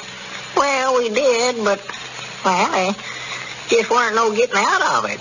We done signed up them contracts with about 10 different ones around here, and they's threatening to lawsuit us if we never went ahead and made it. Oh, well, I don't think they could have done that. Well, we never thought so neither, but we found out they could. Lum figured it's cheaper to just go ahead and make one and have it over with. Well, I don't see how he figured that. Well, I don't neither, but that's what he said. He tried to explain it to me, but, well, you know Lum gets to using a lot of them big words to where everybody can't understand him. Well, I'm afraid it's just going to be a total loss. None of these theaters over the country would want to use a silent picture these days and times. If I'd have been you fellas, I believe I'd have just paid them off and forgot about it, just called it a loss. Yeah, might have been better for... Wait a minute, there comes Lum now. Oh, yeah. Well, here, I expect I better get on back over the store. I left the wife in there to look after things. She'll be wanting to go home and fix dinner directly. Yeah, it is getting about that time, ain't it? Yeah, howdy. Well, how you, Dick? Oh, all right, I guess, Lum. How's yourself? Oh, just only tolerably. I'm tired. Granny, looks like I've got enough worries for a dozen men. Let me sit down here. Granny's I'm wore to a frazzle. Wore to a frazzle. Abner was telling me that you decided to go ahead and finish the picture, Lum. Yeah, that's where I've been at now, having a rehearsal. Going to finish taking it this afternoon. You mean the whole picture? Yeah, I expect to get it all done this afternoon, I hope. That's going to make kind of a short picture, isn't it? Just as short as we can make it, I'll tell you that. These people around town here threaten to lawsuit us if we never fulfilled our contract, so we'll just make a picture and pay them all off and have it over with. Well, can you do that, though? Yeah, see, the contract never said how long we was to work. It just said it was hard to act in our first picture. And we're paying them all by the day, so I'm putting them all in it and finishing it up in one day and getting it over with. Oh, well, I see. Well, sure, that'll probably be the cheapest way out of it, then. Oh, yeah, I figured it up from all different directions. And this way, it'll cost us about $100 in salaries, and that'll be all there are to it. Mm-hmm. See, we done already had to film, you know. Yeah. Well, see, I'm surprised that these folks around here would give you any trouble over it, Lum, as good of friends as they are out here. Well, they wouldn't have if it hadn't been for Squire Skin by egging them on. Yeah, that Squire's the one that put them up to us. See, he was manager for all of them, getting 10% of all they made.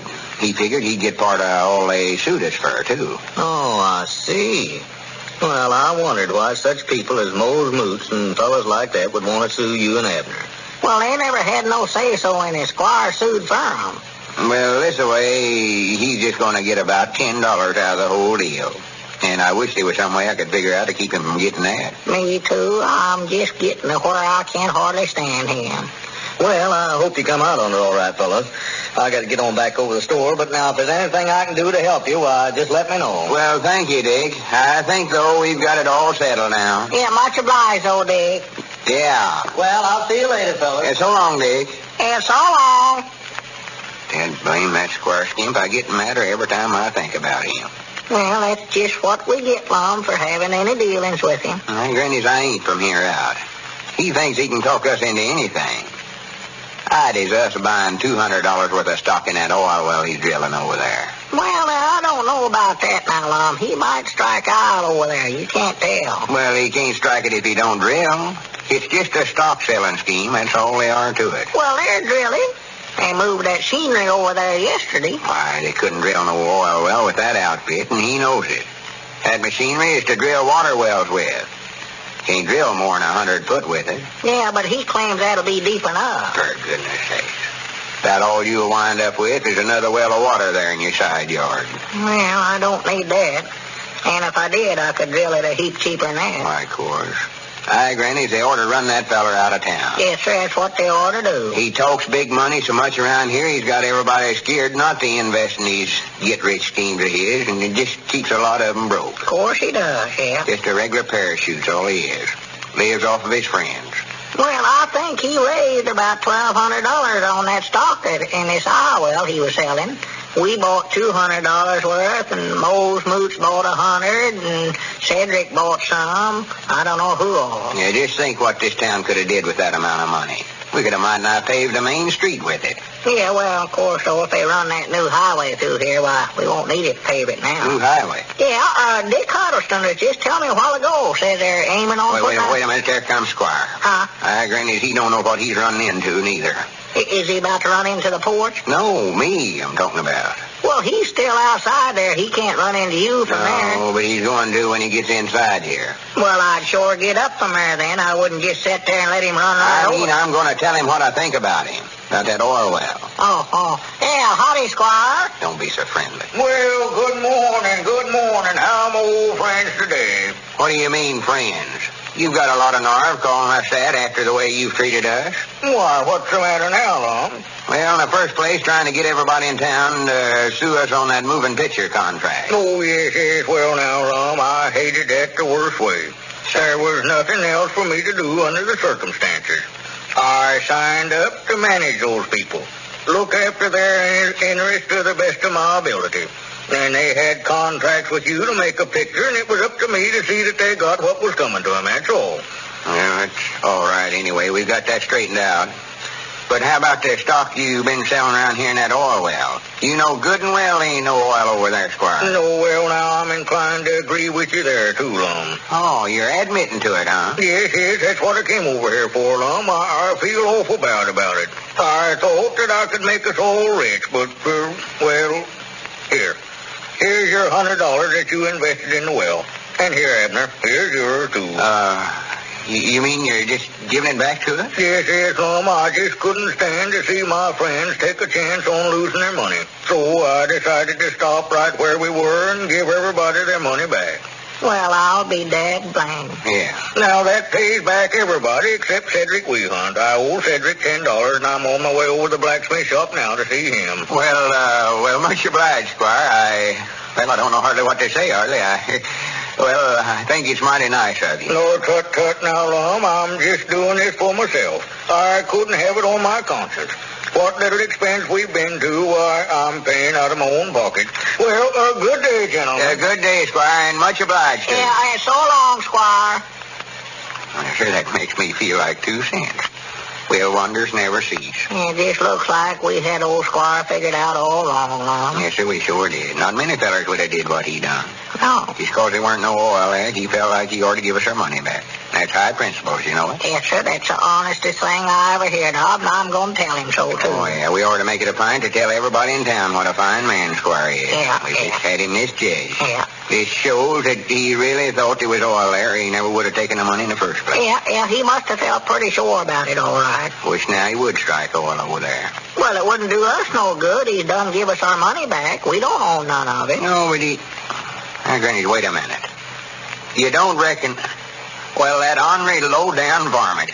That's just about what's happened, Abner. Huh? He's just about struck oil over there and paid us all back so he could keep it all for himself. Well, snake in the weeds. I know... Wait a minute, there comes Grandpappy Spears. We'll get him to stay in the store here while we run that Squire down and make him take his money back. That's just a thing to do, Lum. I know because he ain't going to shove me out of that company this way. I'll tell him that. Come in, Grandpap. I want you to stay here in the store a minute. Yeah, first. we'll be back in just a few minutes, Grandpap. Here, wait a minute. I can't right now, man. I got some chief of police duties to perform. Got to serve some papers. You ain't saw Squire Skimp, have you? Yeah, he was just in here. Yeah, said he's going to the blacksmith shop. What kind of papers are them? Oh, some kind of investigating papers. I think the Giverman's in after Squire for selling that stock in that oil well. Giverman? Yeah, violating the blue sky law. I've been looking for him all morning. I want to catch him before he finds out about it and gives all the money back to whoever he sold the stock to. Huh? Well, I'll be dead blamed. Well, it looks as though Squire Skimp still manages to stay just one jump ahead of the law.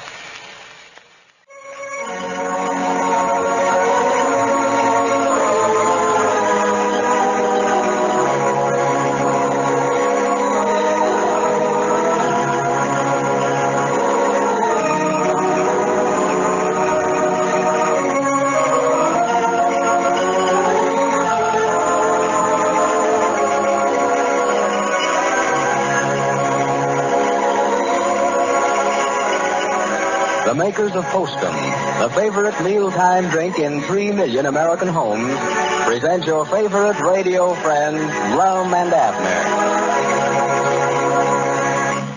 John, it's past midnight.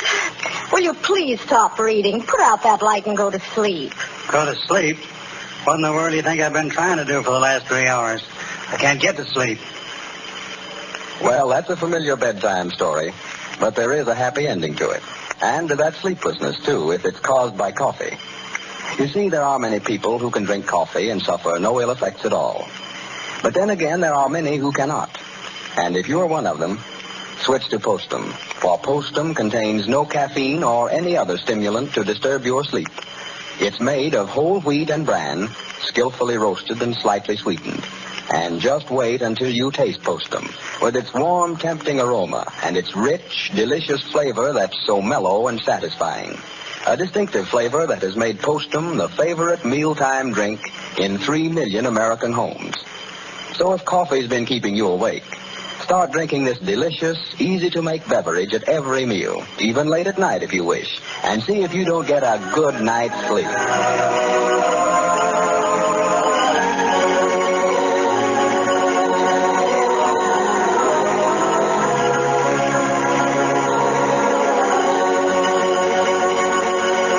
And now let's see what's going on down in Pine Ridge. Well, the oil boom in Pine Ridge seems to be over.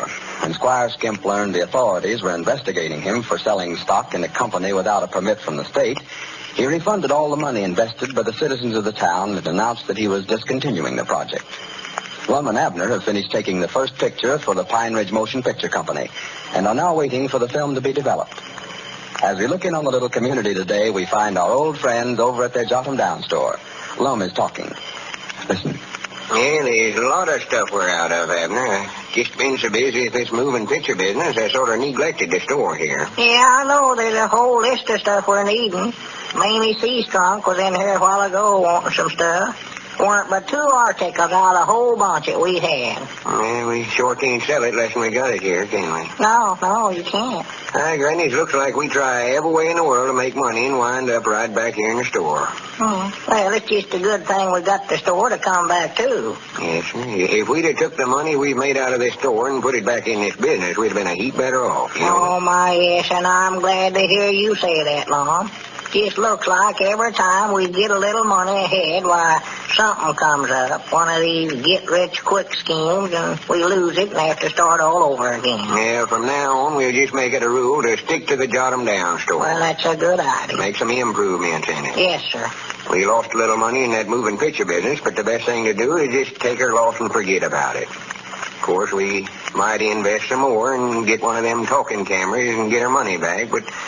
well, that'd be just like sending good money after bad. Yeah, I don't think we ought to think What?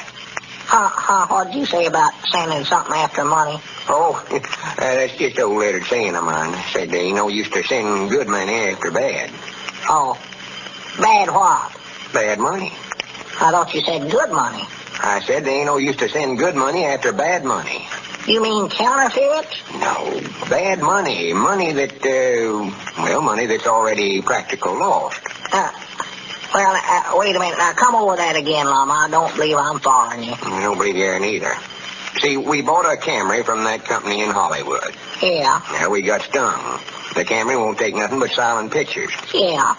No. All right. They ain't no use to send them good money to buy another Camry with. Well, weren't that good money we sent them before? Of course it was. I thought you said it was bad. Well, it is now. That's the bad money I'm talking about. Are they claiming his counterfeit? No, Abner, no. Well, what are they saying it's bad for then? They never said it was. I did. Oh, well, as long as they ain't complaining about it, well, I just wouldn't even mention it to them.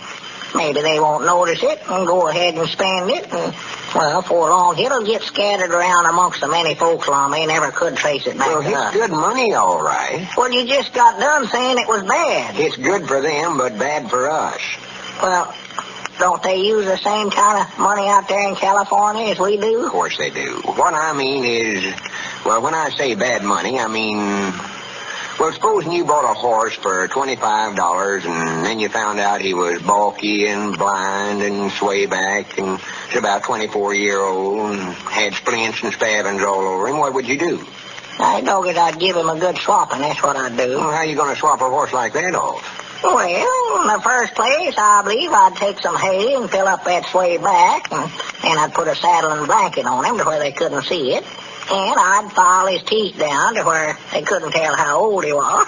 Put him in a dark stall to where they couldn't see him good. Well, do you think you could get your $25 back, though? 25?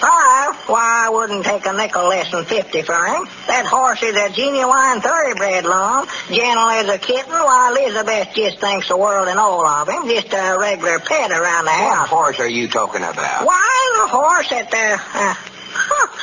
That's right, ain't it? Well, you ain't got no horse. Of course not. It had me worried there for a minute.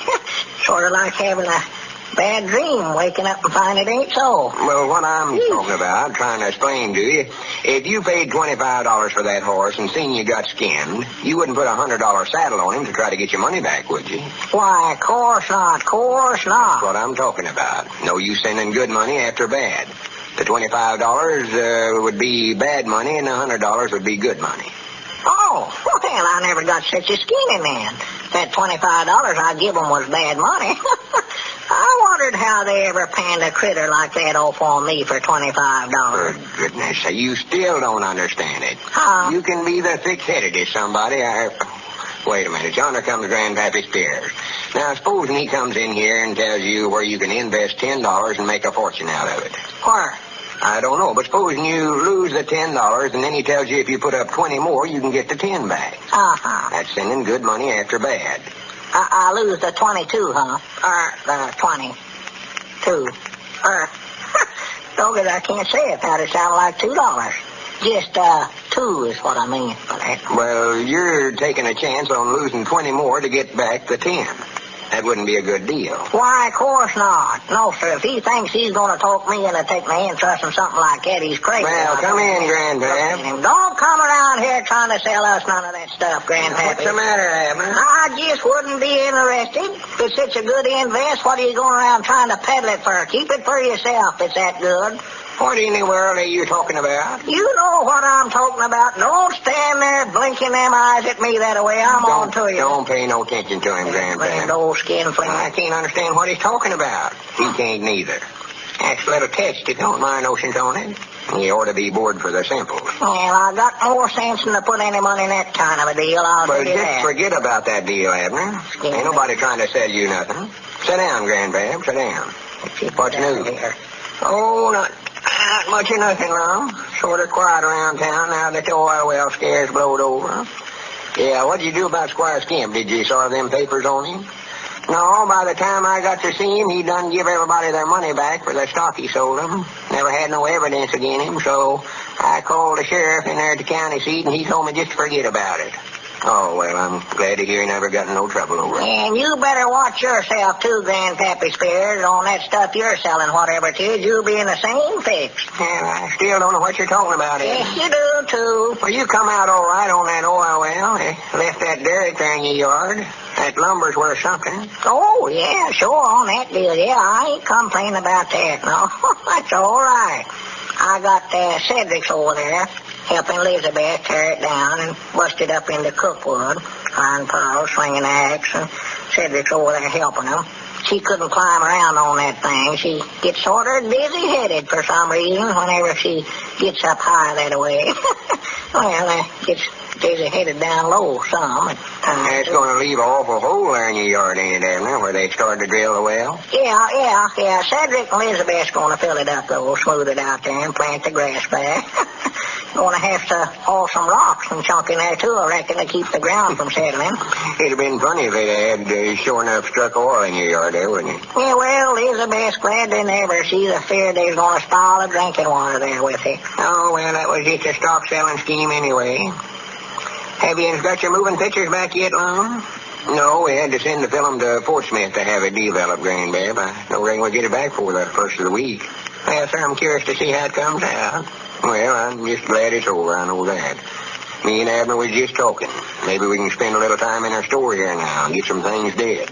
Well, they must have got through already. Looky there. Huh? There comes Cedric. Oh, yeah. Did you get the derricks all tore down, Cedric? Yes, Mom. Well, All done with it. well, good. Come in, Cedric. Yeah, howdy, Cedric. How much time did you put in, Cedric? I want to figure out how much I owe you and pay you here. 4 hours. 4, huh? Yes, Mom. Here. Done got it figured up. 60 cents is what you owe me, I think. Do you want the cash or do you want to take it out in the store and trade, Cedric? Well, I believe I'd rather have the cash, Mr. Abner, if you don't mind. Oh, no. What's that you got in your hand, Cedric? Mom, just something I found in that dirt that come out of that hole over there in Mr. Abner's yard. Well, let's see, Cedric. It's the curiousest looking thing I ever seen. Well, I do know. Yeah, what is it? I don't know. Looks like some sort of granite. I don't know what it is. Say, this was dug out of the ground, Cedric? Yes, Mom, I think there's some more in there, too. It looks sort of like a piece of old bone or ivory or something, don't it? Hey, Granny's men, you know what that might be? Huh? That hill your house sits on there, Abner, might be a burying place for some of them prehistoric animals I've been reading about. What? Dinosaurs and such as that. That stuff might be worth a fortune. It might. Why, of course. Hi, Granny's, we'll get some picks and shovels and dig a bigger hole over there. Yeah, that's the thing to do, man. It's Ain't no telling what we'll find out in there. This might be better than a oil well after all. Well, it looks as though any improvements from the Jot 'em Down store will have to wait.